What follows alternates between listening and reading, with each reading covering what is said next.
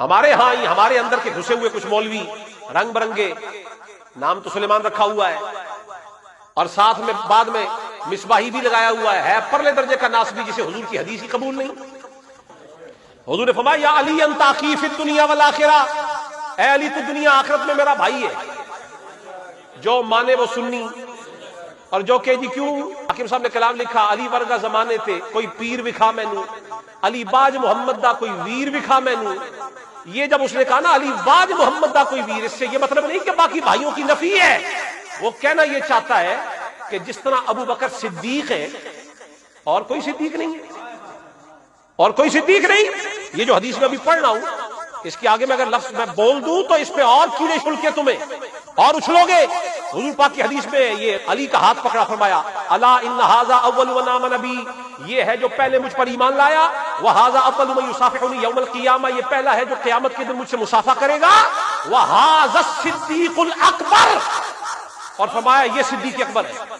اور پھر فرمایا وھذا فاروق ھذہ الامہ، یہ شیعہ کی کتاب نہیں ہے۔ اب آپ کہیں کہ ابن عساکر سنی نہیں ہے، تاریخ مدینہ سنیوں کی کتاب ہی نہیں ہے، یہی نہیں اور بھی کئی مقامات پر، ترمذی میں بھی ہے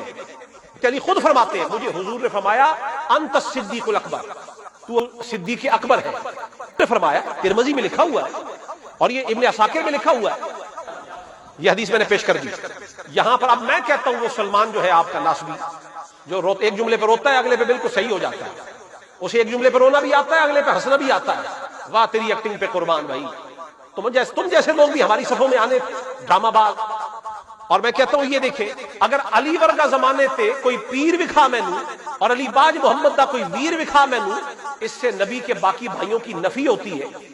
تو ابو بکر صدیق کو صدیق کہنے سے مولا علی کی نفی نہیں ہوتی؟ ان کو حضور نے صدیق اکبر کہا ہوا ہے، علی کو بھائی کہنے سے نبی کے باقی بھائیوں کی نفی کیسے ہو گئی؟ یہ تو حضور نے خود فرمایا مولا علی کا ہاتھ پکڑ کر، اور وہاں وہ سارے چچا زاد موجود تھے جن کا نام لے کر تم سنیوں کو دھوکہ دے رہے ہو، وہ چچا زاد وہاں موجود تھے۔ ابو بکر صدیق بھی موجود تھے جن کو حضور نے حدیث شریف بخاری کے اندر فرمایا انت صاحبی وانت اخی، تو میرا بھائی ہے۔ تو جب مولا علی کا ہاتھ پکڑ کر فرمایا انت اخی فی الدنیا والآخرہ، تو دنیا آخرت میں میرا بھائی ہے،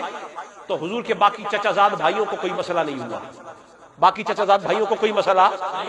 یہ کوئی آج کل کوئی برساتی نئے کیڑے آ رہے ہیں جن کو علی کی شانوں پہ بڑے مسئلے ہوتے ہیں، ان کو جب کوئی عیب نظر آتا ہے علی کی شان میں نظر آتا ہے۔